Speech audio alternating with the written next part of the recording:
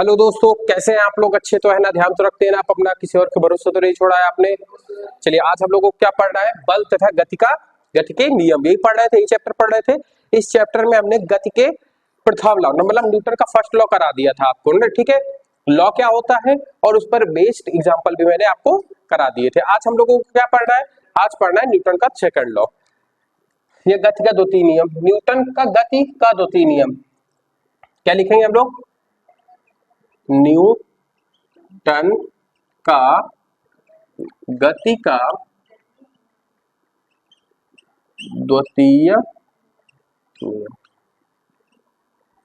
अब देखते हैं इसको।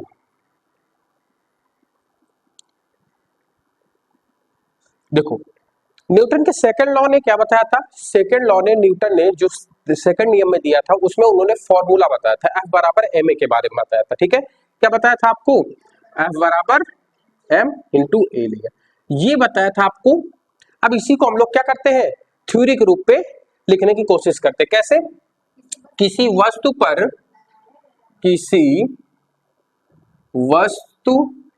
पर लगाया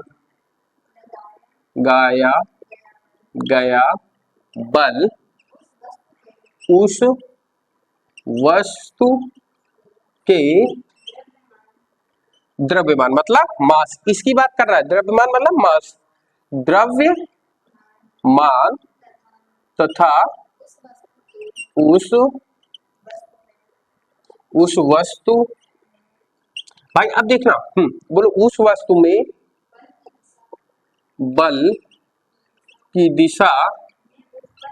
दिशा में उत्पन्न त्वरण के गुणनफल के अनुक्रमानुपाती, ये एक में है, ठीक है, ये याद रखना, ठीक है। अनुक्रमानुपाती होता है।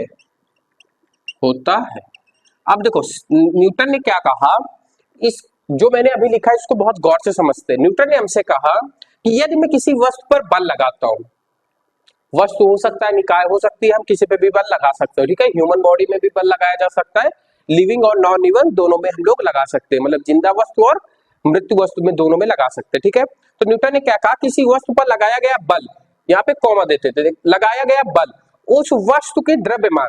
देखो, जाहिर सी बात है कि फोर्स किस पर डिपेंड करेगा? मास पर। कितनी वस्तु भारी है उसी हिसाब से तो हम बल लगाएंगे।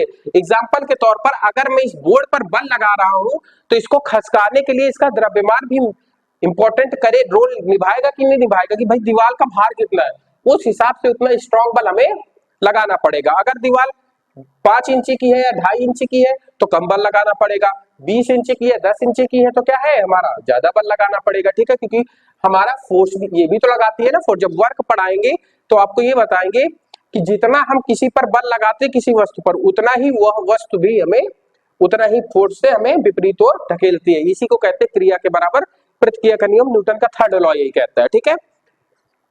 तो न्यूटन ने बताया कि यदि मैं किसी वस्तु पर बल लगाऊं तो उस वस्तु का द्रव्यमान, मतलब बल किस पर निर्भर करेगा?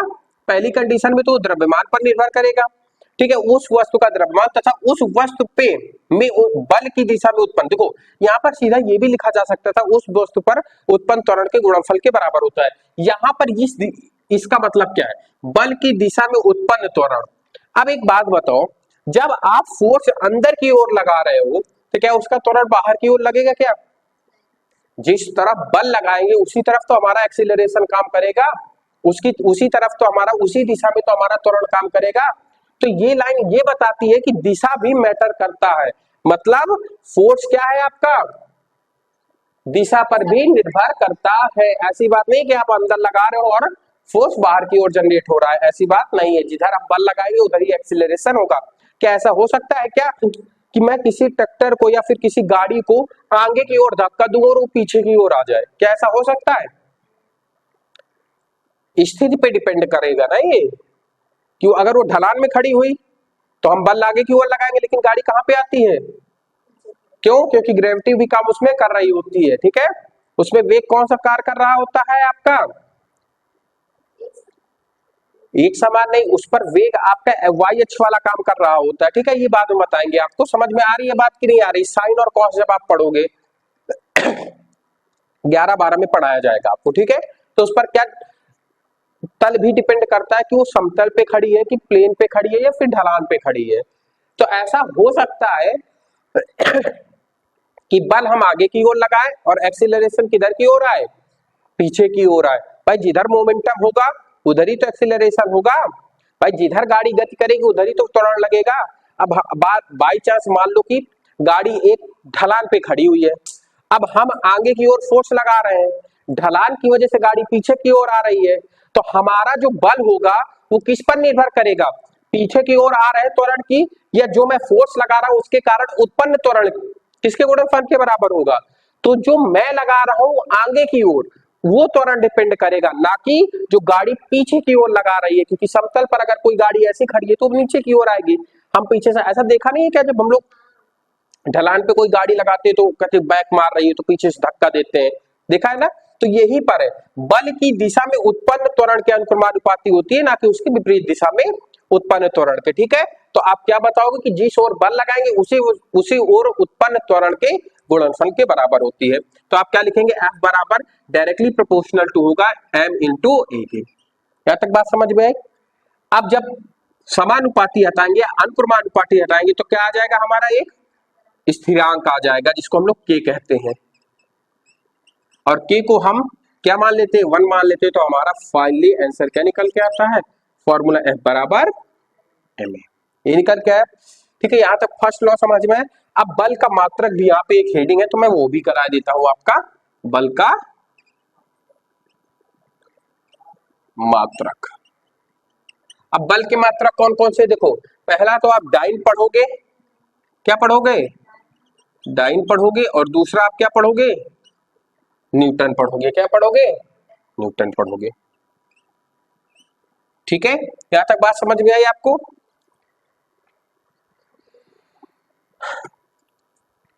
अब देखो एक डाइन बराबर क्या होता है, एक डाइन बराबर क्या होता है, 1 gram into 1 centimetre into second square. ये हमारा होता है एक डाइन बराबर। इसमें सभी मात्रक आपने किस में देखे हैं, नॉर्मल एमटीएस पद्धति में नहीं है। ठीक है, अब जब हम न्यूटन की बात करेंगे तो एक न्यूटन किसके बराबर होगा, न्यू 1 kg इंटू 1 मीटर पर सेकेंड स्क्वायर। समझ में आ रही है बात की नहीं आ रही है? तो ये दोनों इक्वल होते हैं। ठीक है,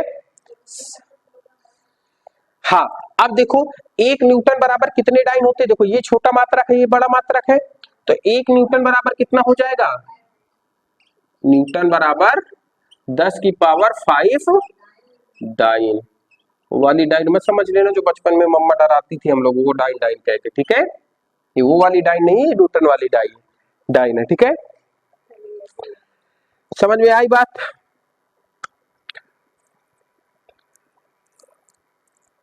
और इसमें कुछ खास है नहीं, गुरुत्वीय मात्रक किलोग्राम एवं भार का है।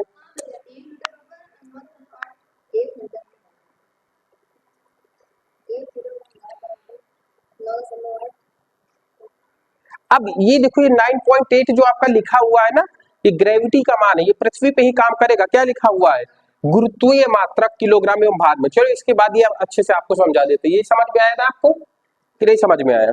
इनको नोट कर लो, फिर नेक्स्ट क्लास नेक्स्ट कॉन्सेप्ट अगली स्लाइड में बताते हैं। चलिए दोस्तों अब बात करते हैं, एक तीसरा मात्रक होता है जिसको हम लोग गुरुत्वीय मात्रक कहते हैं। तो गुरुत्वीय मात्रक मतलब कहीं ना कहीं फोर्स आपका ग्रेविटी, गुरुत्वीय मतलब क्या होता है, गुरुत्वाकर्षण ही तो होता है ग्रेविटी, कहीं ना कहीं गुरुत्वीय पर भी डिपेंड करता है। मतलब जैसे F बराबर ma लिखते हैं, ठीक है, मास और एक्सीलरेशन पे डिपेंड करता है कौन, हमारा फोर्स। लेकिन यहां पर जब गुरुत्वीय मात्रक की बात करेंगे तो ये जो a है ना एक्सीलरेशन, ये किस पर डिपेंड करेगा? पृथ्वी की गुरुत्वाकर्षण पर। पृथ्वी किस वेग से हमें घसीट रही है? तो 9 पॉइंट जी कितना है हमारा यहाँ का? 9.81 मीटर पर सेकेंड स्क्वायर। ठीक है, देखो ये चीज अच्छे से याद रखना, कभी मैं ऐसे लगाऊंगा या फिर कभी मैं 9.81 मीटर पर सेकेंड स्क्वायर ऐसे भी लिखूंगा। तो या तो ये लगाएंगे या तो फिर टेढ़ी रेखा लगाएंगे। ठीक है, अब समझना, अब ये होता क्या है समझना। 1 किलोग्राम भार, 1 किलोग्राम भार बराबर कितना हो जाएगा? अब जब 1 किलो की बात होती है तो मास कितना लेंगे हम लोग? 1 केजी, 1 केजी। एक्सीलरेशन किसका लेंगे? गुरुत्व की बात करें तो 9.8 लेंगे, 9.81 मीटर पर सेकेंड स्क्वायर। जब इसको हल करेंगे तो 1 किलोग्राम भार बराबर क्या हो जाएगा? अभी किलोग्राम इंटू मीटर पर सेकेंड स्क्वायर क्या बन जाएगा आपका? न्यूटन है कि नहीं है? अभी मैंने लिखाया था कि 1 केजी इंटू मीटर पर सेकेंड स्क्वायर न्यूटन के बराबर होता है। 1 न्यूटन बराबर 1 केजी इंटू मीटर पर सेकेंड लिखवाया था मैंने। एक का गुणा 9.8 से करेंगे तो इतना ही आएगा, और ये क्या हो जाएगा? केजी इंटू मीटर पर सेकेंड स्क्वायर। तो 1 किलोग्राम भार बराबर कितना हो जाएगा? 9.81। अब किलोग्राम इंटू मीटर पर सेकेंड स्क्वायर को क्या न्यूटन नहीं लिख सकते हम लोग? तो ये भी आपसे पूछा जा सकता है। देखो मैंने दो संबंध आपको बताए हैं, एक केजी भार बराबर कितना होगा? 9.1 न्यूटन होगा। एक मैंने 1 न्यूटन बराबर कितनी डाइन बताई है? 10 की पावर 5 डाइन बताई है। यही से जस्ट रिवर्स भी पूछ सकता है, 1 डाइन बराबर कितने न्यूटन होते हैं? तो 10 की पावर -5 न्यूटन होते हैं। तो ये आपकी 3 संबंध आपके यहां से क्या हो रहे हैं? उत्पन्न हो रहे हैं, जिनको आपको याद रखना है। अब देखो एम के, पहले सीजीएस पद्धति की देख ले। सीजीएस पद्धति में बल का मात्रक कितना होता है? बल का मात्रक कितना होगा? बल का मात्रक तो डाइन होगा, डाइन होगा, या यहीं पर हम लोग क्या बोल सकते हैं? ग्राम इंटू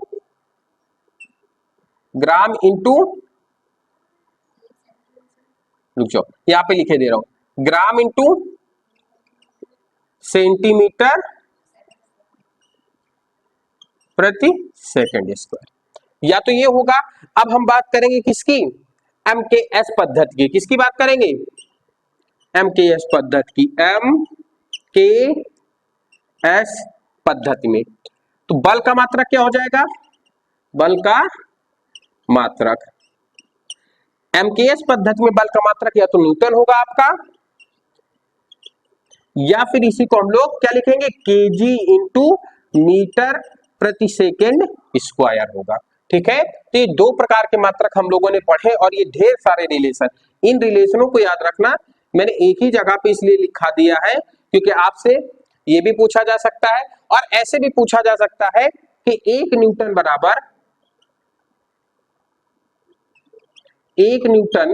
बराबर कितने किलोग्राम भार होते हैं? किलोग्राम भार होते हैं। तो आप लोग क्या बताओगे यहाँ पे?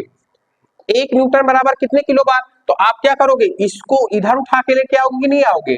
तो ये कितना बनेगा? 1/9.81 यही बनेगा। तो यहां पर हम लोग क्या लिखेंगे? 1/9.81, और इसको जब मैं सॉल्व करूंगा तो कितना आएगा आपका? 0.102। जब इसको मैं सॉल्व करूंगा तो क्या आएगा? 0.102 किलोग्राम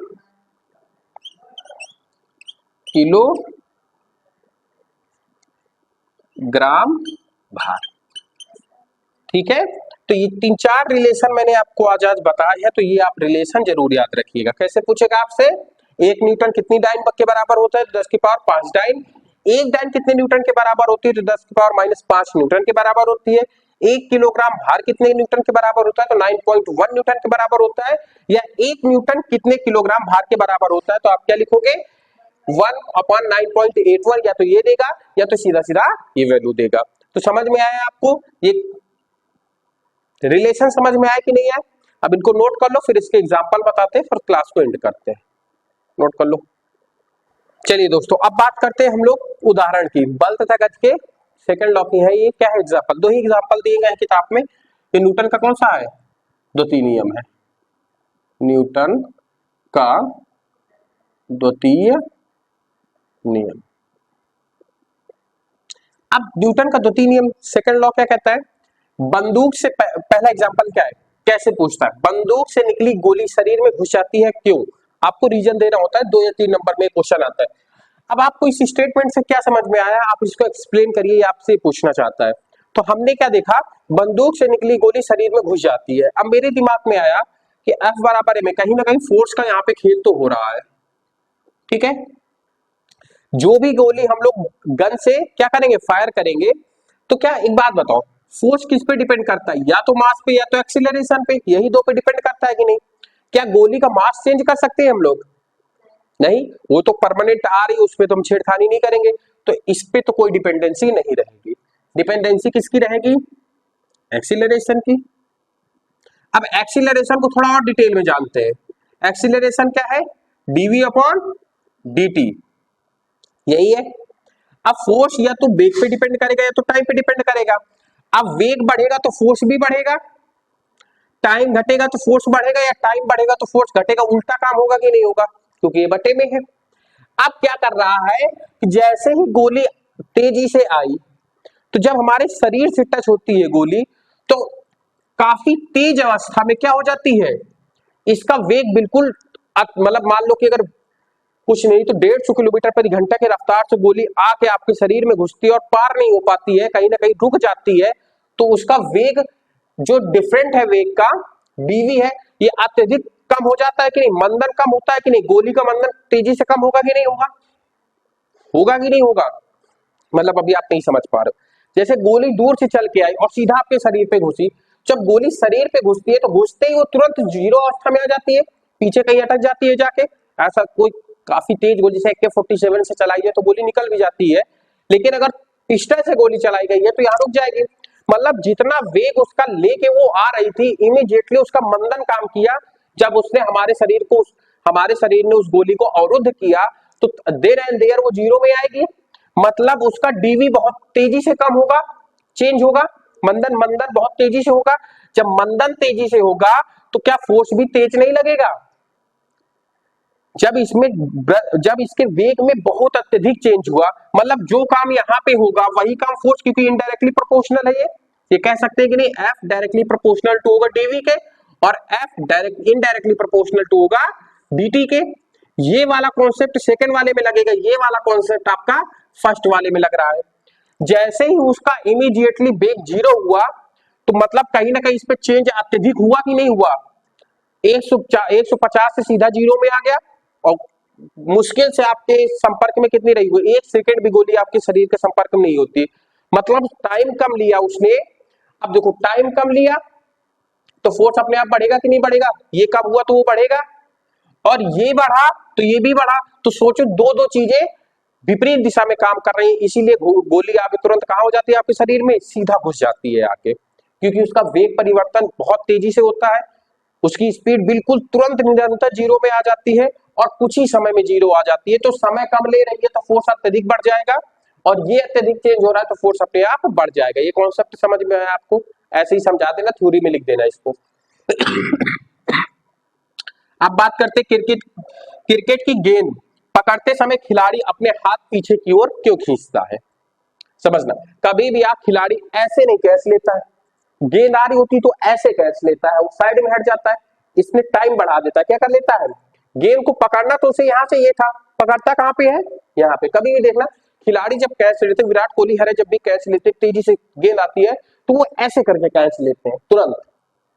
कभी भी ऐसे कैच नहीं लेते, ऐसे कैच लेते हैं, पीछे खींचते हैं। वही चीज आपसे पूछ रहा है कि क्रिकेट की गेंद पकड़ते समय खिलाड़ी अपने हाथ पीछे की ओर क्यों खींचता है? वो ऐसे करता क्यों? बॉल फंस जाती है और चोट भी उसको कम आती है। तो यही फोर्स किस पे डिपेंड करेगा, फिर से इसी को समझेंगे, F इंटू ए। अब देखो, गेंद का मास तो चेंज किया नहीं जा सकता है, तो इसको छोड़ दो। F डायरेक्टली प्रोपोर्शनल टू होगा ये, इसको और थोड़ा सा एफ डायरेक्टली प्रोपोर्शनल टू होगा डीवी के और एफ इनडायरेक्टली प्रोपोर्शनल टू होगा 1/dt के। अब देखना, गेंद को पकड़ना चाहिए था यहां पे, पकड़ कहां पे रहा है, मतलब यहां से यहां तक का टाइम उसने बढ़ाया कि नहीं बढ़ाया, और टाइम जब इधर बढ़ गया तो फोर्स क्या होगा, कम होगा कि नहीं, क्योंकि ये रिवर्स है कि नहीं है, नहीं समझ में आ रहा है भाई, ये बढ़ेगा तो ये घटेगा।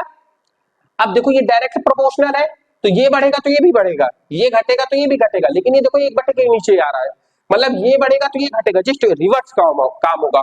तो उसने टाइम बढ़ा दिया अपने पकड़ने का गेंद का, और जब टाइम बढ़ गया तो फोर्स अपने आप क्या हो जाता है, कम, तो जिससे खिलाड़ी को चोट कम लगती है। दोनों एग्जांपल अच्छे समझ में आ गए कि नहीं, मैंने बताया था ना ये वाला कॉन्सेप्ट कहां पे लगेगा, यहाँ पे लगेगा, समझ में आया कि नहीं आया।